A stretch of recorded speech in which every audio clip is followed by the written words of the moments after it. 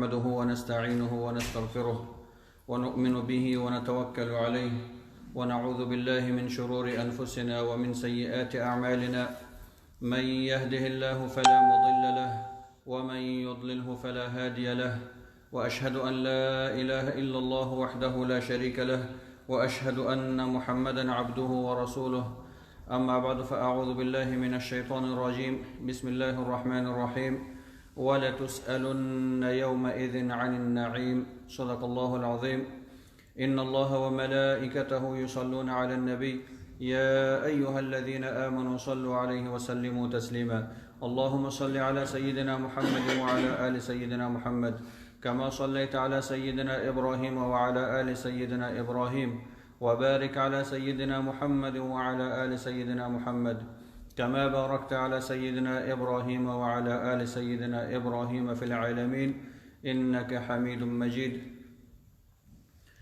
ډیرو درنو قدرمنو محترمو مسلمانانو خويندو او ورونو، مبارک آیت چې تلاوت شو په دې کې الله عز وجل قسم یادوي چې زه قسم یادوم په خپل ذات باندې چې د قیامت په ورځ به ستاسو څخه د ټولو نعمتونو پوښتنه کیږي.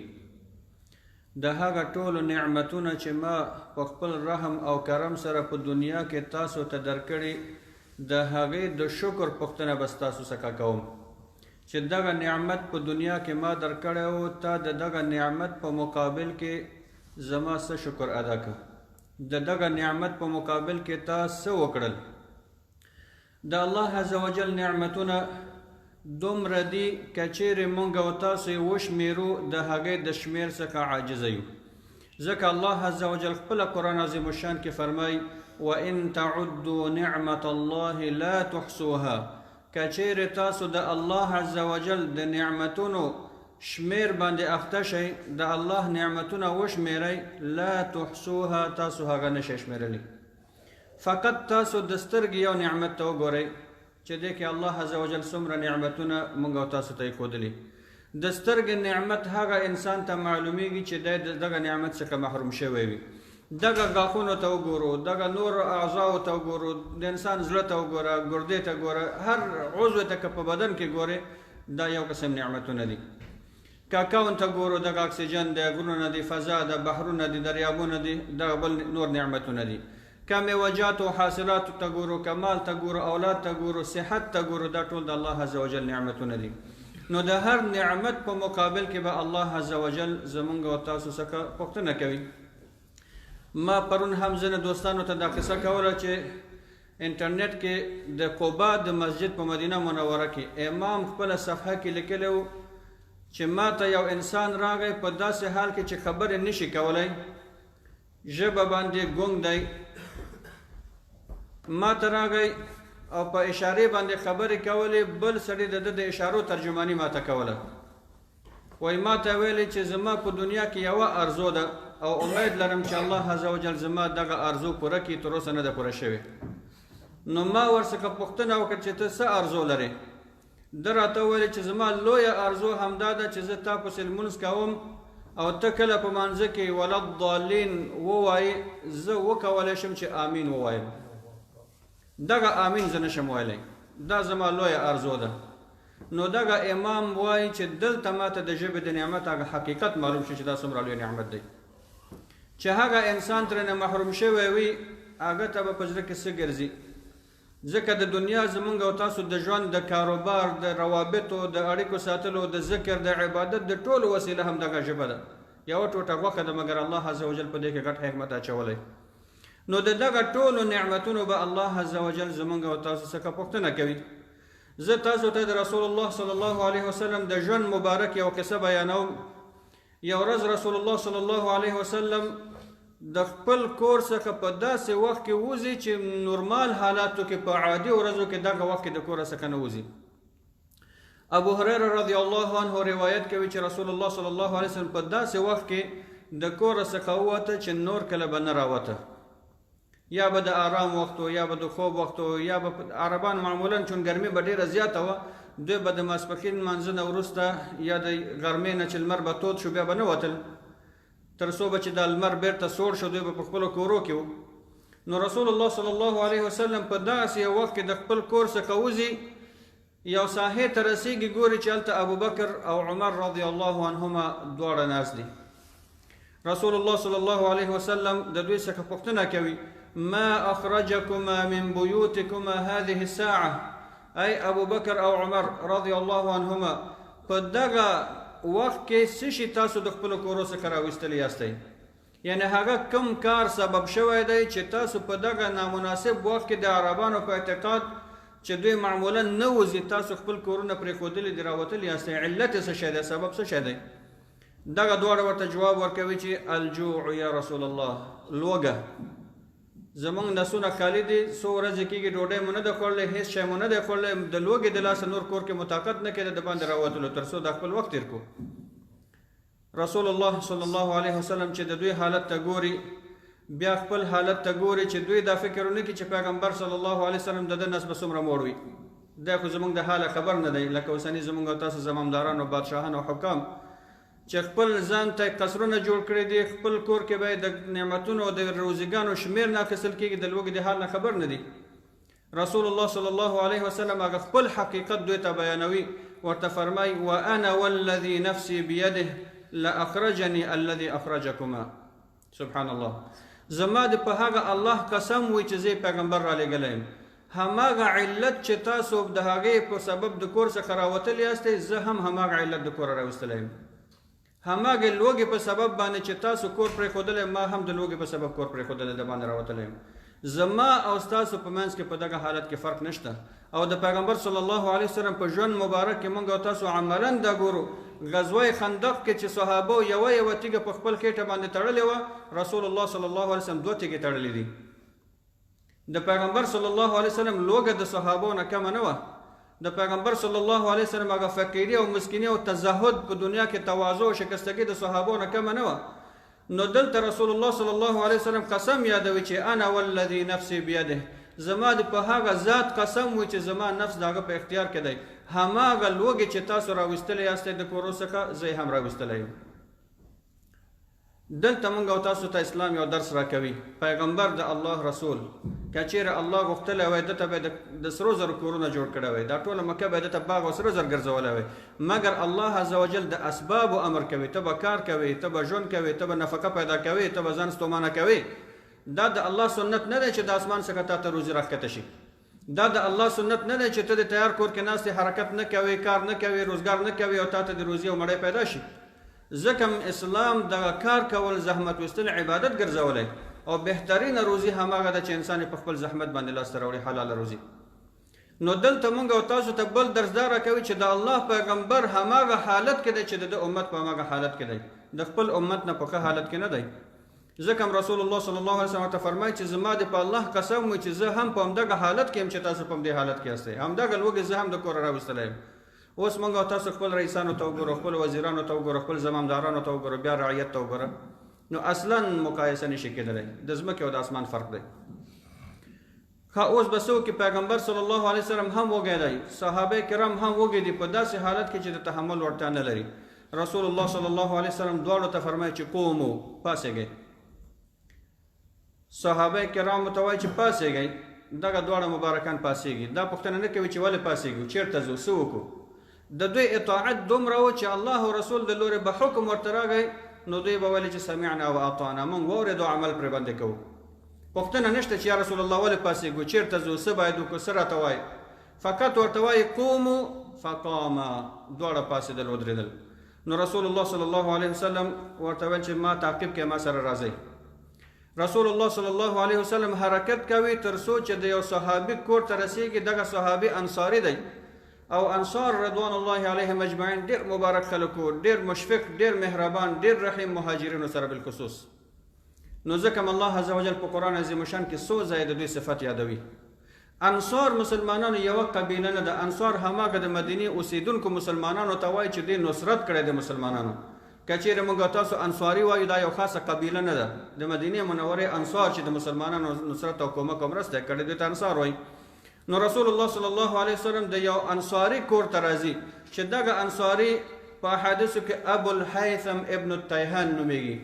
ابو الهیثم ابن التیهان دا هغه مبارک صحابي دی چې د مدینه منورې اوسیدونکی دی. په جنگ بدر کې، په احد کې، په خندق کې، په ټولو غزواتو کې پیغمبر صلی الله علیه وسلم سره شریک دی. په هیڅ غزوه کې تخلف نه دی کړی، همیشه پیغمبر صلی الله علیه وسلم سره و. دغه صحابي کور ته راځي. کله چې رسول الله صلی الله علیه وسلم د کور ته راځي، دغه صحابي ډیر لوی کور لري او په خپل کور کې د خرما ونې لري، باغ لري، مګر دی او میرمن یوازې د خادم نه لري، د خپل کور خدمت د خپل کوي او ښه پسونه لري، فریمان رمې لري. نو رسول الله صلی الله علیه وسلم د کور ته راځي. کله چې دروازه ټک ټک کوي یا غږ کوي، هغه وخت خو دروازې په دغه شکل باندې نه وي، نو د میرمن د داخل د کور نه ګوري چې پیغمبر صلی الله علیه وسلم سره د صحابه ولاړ دی. نو وایي څوک؟ رسول الله صلی الله علیه وسلم جواب وایي چې السلام علیکم. دا زنانه جواب ورته نه ورکوي چې وعلیکم السلام. بیا رسول الله صلی الله علیه وسلم سلام ورکوي، السلام علیکم. بیا دا زنانه جواب نه ورکوي. بیا رسول الله صلی الله علیه وسلم السلام علیکم وایي، دا زنانه جواب نه ورکوي. رسول الله صلی الله علیه وسلم ورته وایي چې انا محمد رسول الله، زه رسول الله یم او ما سره دغه صحابه دي چې ما وپېژني. دغه زنانه ورته وایي چې یا رسول الله، ستا سلام زه اورم او تا پېژنم، مګر زه جواب ځکه نه درکوم چې زه غواړم چې ته پر موږ ډېر سلام ووایې. دا ستا بار بار سلام ویل موږ ته خوند راکوي، دا ستا بار بار سلام ویل موږ ته د برکت سبب ګرځي. نو زه غواړم چې ته هر څومره ډېر سلام په موږ ووایې، زه په دې خوشحالېږم. نو ځکه مې ځان چپ نیولی، دا نه چې تا نه پېژنم یا تا ته جواب نه درکوم. دا د صحابه او محبت او شفقت د رسول الله صلی الله علیه وسلم سره، هغه ایمان دی، جذبه د دوی په زړونو کې. رسول الله صلی الله علیه وسلم ترې پوښتنه کوي چې اين صاحبک، ستا ملګری چیرته دی، یعنی خاوند چیرته دی. یا بل روایت کې دا دی چې د صحابي نوم ورته اخلي چې ابوالهیثم چیرته دی.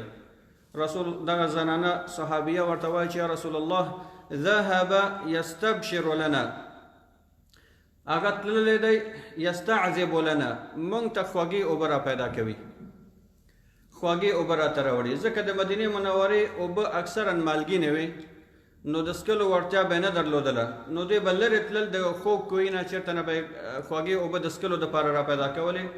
نو ویل هغه تللی دی، موږ ته اوبه راوړي. که دلته د دغه زنانه حالت ته وګورو، روایت کې راځي چې کله دوی رسول الله صلی الله علیه وسلم ولید، ابو هریره صاحب حکایت کوي چې مستبشرتن، د دې څېره ډېر په بشارت سره د خوښۍ نه ډکه شوه. څېره مبارکه د دې صحابیه د نور نه ډکه شوه، د خوشحالۍ نه دوره پرې معلومېده چې دا څومره خوشحاله شوه. نو رسول الله صلی الله علیه وسلم ته وایي اهلا و مرحبا، تاسو ته زه ښه راغلاست وایم. عربان همیشه چې خوشامد کوي اهلا و مرحبا وایي. اهلا اصلا معنا ده چې ته ډېر لوی ځای ته راغلی، دلته به ته تنګي نه احساسوې، تا ته به څوک مزاحمت نه کوي، ته به دلته خوشحاله یې، د خوشحالۍ ځای ته راغلی. نو رسول الله صلی الله علیه وسلم ته ستړی مشي کوي. خو کله چې رسول الله صلی الله علیه وسلم د خاوند پوښتنه کوي، وایي چې هغه تللی موږ ته خوږې اوبه راوړي. نو رسول الله صلی الله علیه وسلم او صحابه کرام دغه صحابیه سره په خبرو کې دي چې خاوند را رسیږي. هغه د اوبو مشکه هغه یې په شا کړې ده، هغه راوړي او هلته یږدي.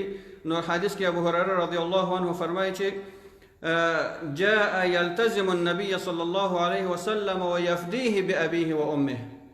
دغه صحابي چې راغلی، رسول الله صلی الله علیه وسلم ته غاړه ورکړه، په غېږ کې ونیوه، او رسول الله ته همدا وایي چې یا رسول الله زما مور او پلار د تا نه فدا شي.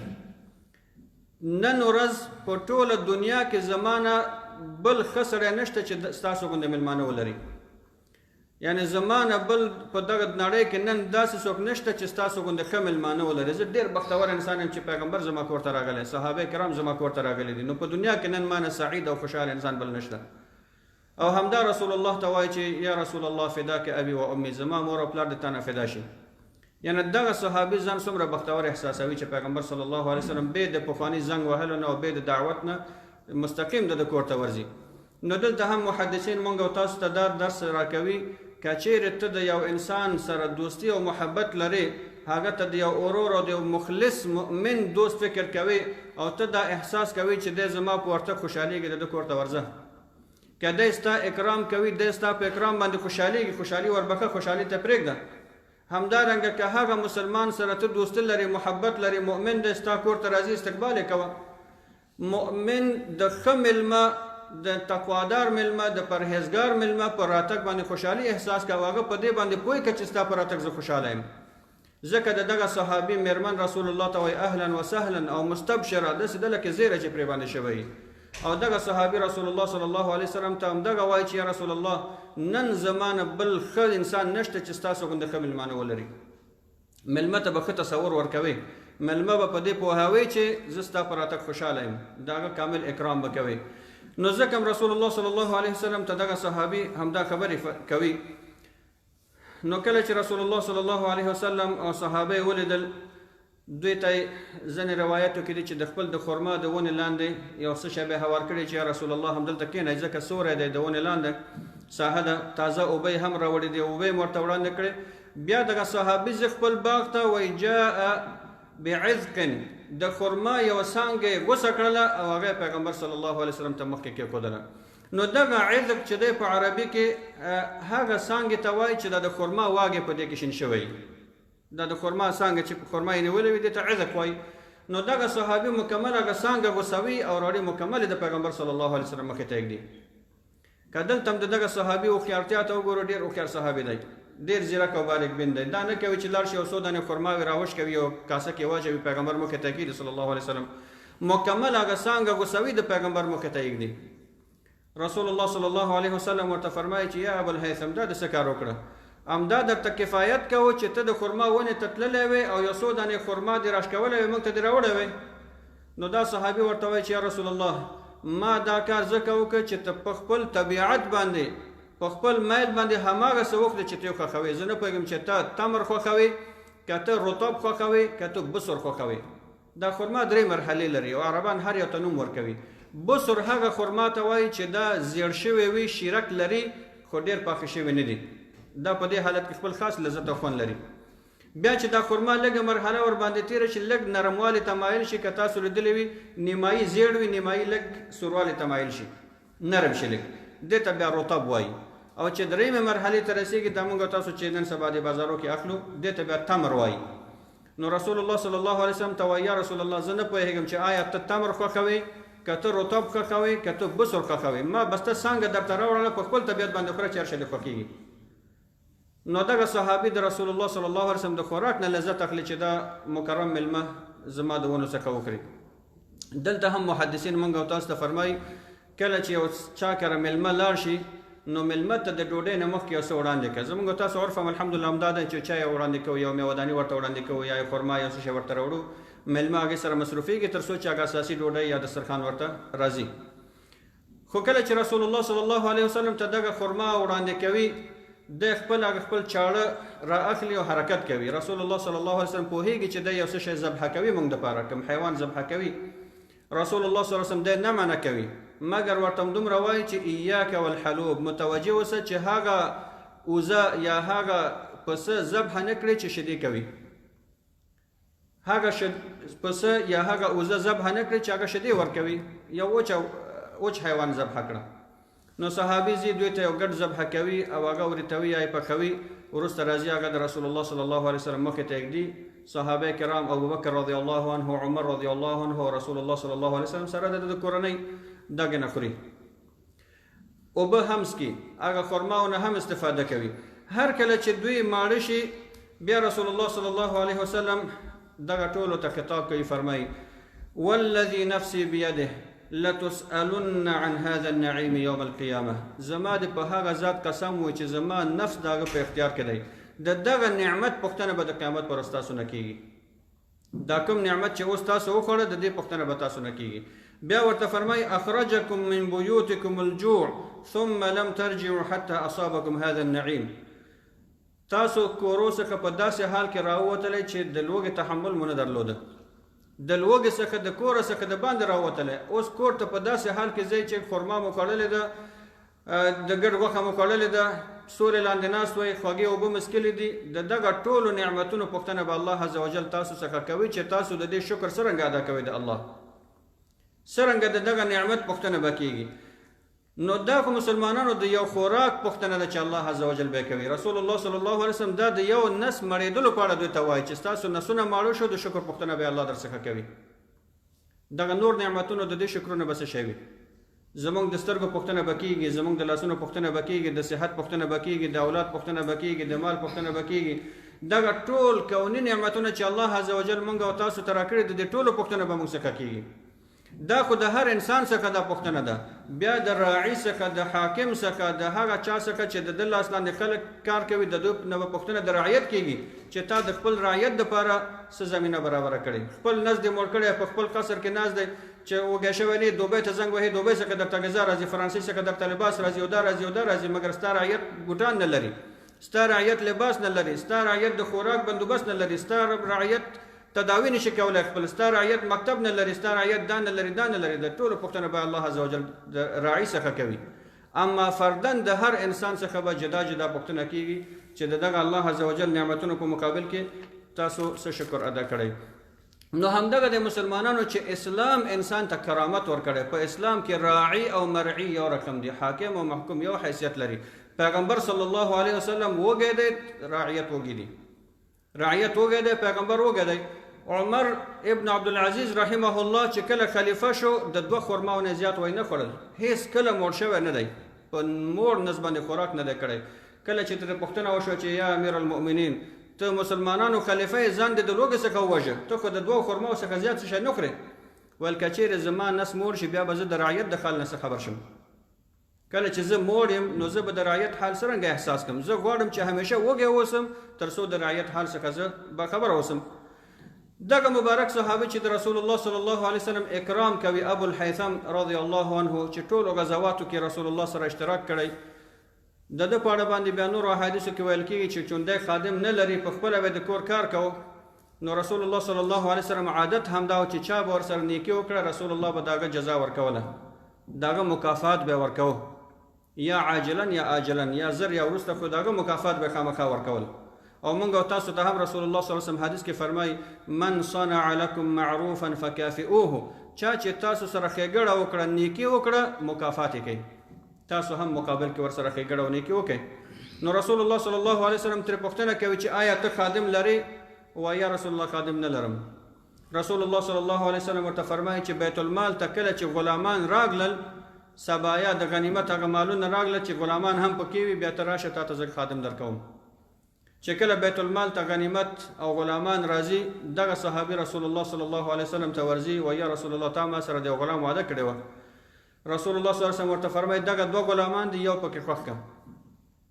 دغه صحابي مبارک بیا پیغمبر ته وایي چې یا رسول الله ته راته یو دانه خوښ کړه، هر یو چې ته راته وایې هماغه زه اخلم.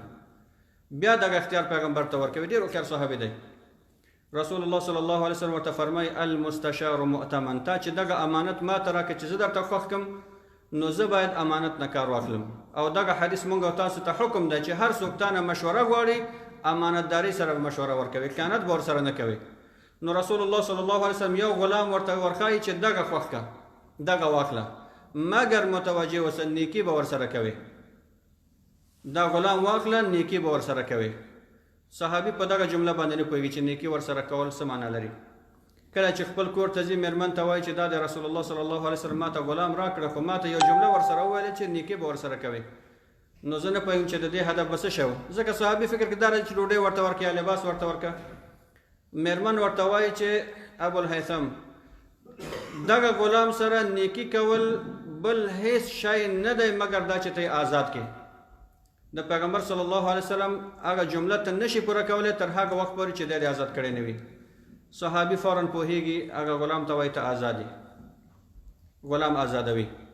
بیا چې رسول الله صلی الله علیه وسلم ته راځي، هغه ته خو الله عز وجل علم ورکړی، معجزه ده. رسول الله صلی الله علیه وسلم ورته فرمایي چې هر پیغمبر ته الله 2 قسمه خلک ورکړي دي، 2 قسمه مشاورین ورکړي، 2 قسمه ملګري ورکړي دي. یو هغه ملګري دي چې هغه د پیغمبر نصرت کوي، د پیغمبر عزت کوي، پیغمبر سره مشکلاتو کې ودرېږي، د پیغمبر اطاعت کوي او همیشه پیغمبر په دستوراتو باندې عمل کوي، نیک لارښوونې کوي.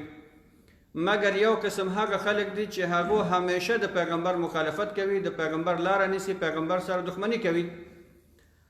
نو دغه صحابي ته بیا رسول الله صلی الله علیه وسلم یو قسم زیری ورکوي چې ته د هماغه کسانو څخه چې د پیغمبرانو نصرت او مرسته کوي، دا چې ما تا ته ویلي چې نیکي ورسره وکړه فوراً دې غلام آزاد کړه. نو دغه حدیث مبارک یا دغه واقعه مسلمانانو چې ما تاسو ته ذکر کړه دا موږ او تاسو ته کافي درسونه راکوي.